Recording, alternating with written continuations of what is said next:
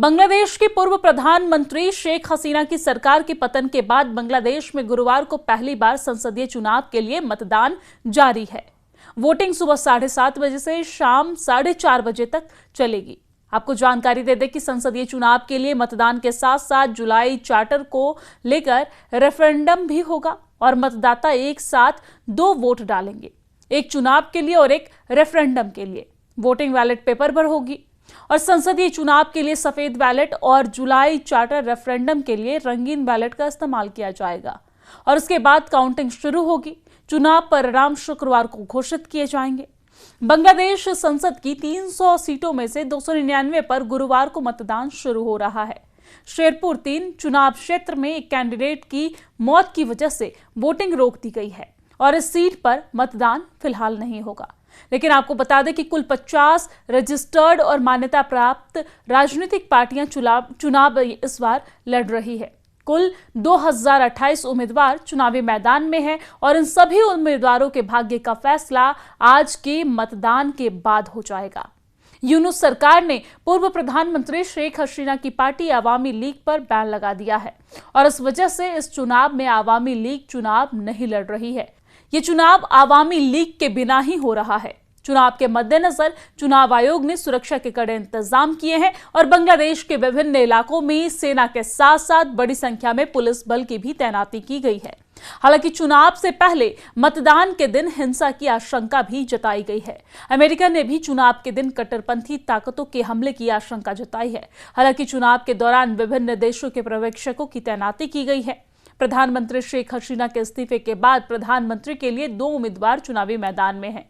एक तारिक रहमान, जो पूर्व प्रधानमंत्री खालिदा जिया के बेटे और पूर्व सत्ताधारी बीएनपी के प्रमुख हैं, और दूसरे हैं शफीकुर रहमान, जो कट्टरपंथी इस्लामिक संगठन जमात इस्लामी के अमीर हैं, जिसने आजादी की लड़ाई का विरोध किया था। हालांकि दिवंगत पूर्व राष्ट्रपति हसनैन मोहम्मद इरशाद की जातीय पार्टी, 4 लेफ्टिस्ट पार्टियां और सैयद मोहम्मद रिजाउल करीम का इस्लामिक मूवमेंट, जिसे चारमोनैर पीर के नाम से जाना जाता है, मैदान में है। ये सभी लगभग सभी ओपिनियन पोल करने वालों का अनुमान है कि मुख्य मुकाबला बीएनपी गठबंधन और जमाते नेतृत्व वाले 11 पार्टी गठबंधन तक ही सीमित रहेगा।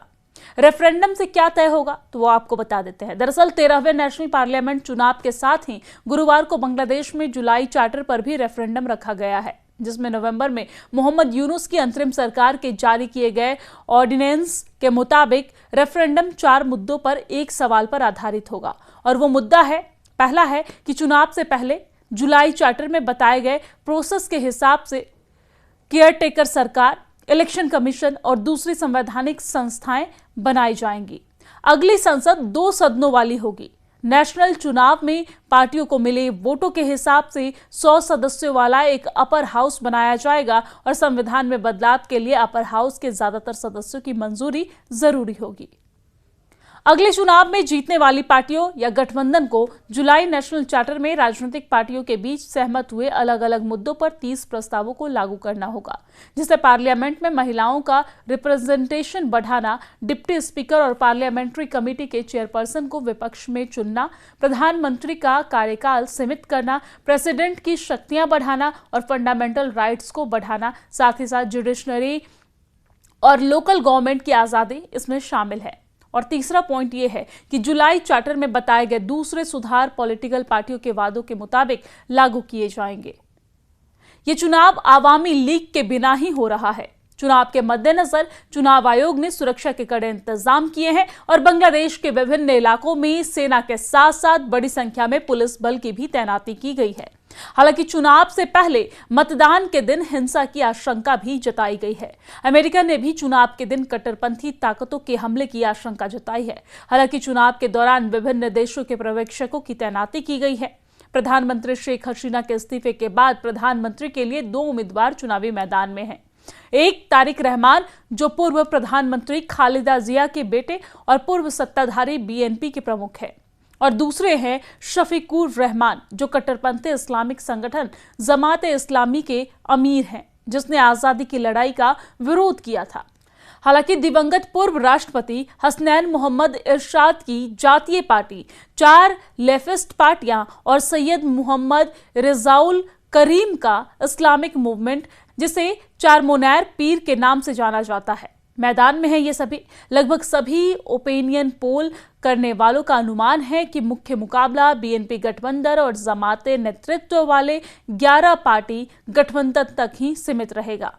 रेफरेंडम से क्या तय होगा तो वो आपको बता देते हैं। दरअसल 13वें नेशनल पार्लियामेंट चुनाव के साथ ही गुरुवार को बांग्लादेश में जुलाई चार्टर पर भी रेफरेंडम रखा गया है, जिसमें नवंबर में मोहम्मद यूनुस की अंतरिम सरकार के जारी किए गए ऑर्डिनेंस के मुताबिक रेफरेंडम 4 मुद्दों पर एक सवाल पर आधारित होगा। और वो मुद्दा है, पहला है कि चुनाव से पहले जुलाई चार्टर में बताए गए प्रोसेस के हिसाब से केयरटेकर सरकार, इलेक्शन कमीशन और दूसरी संवैधानिक संस्थाएं बनाई जाएंगी।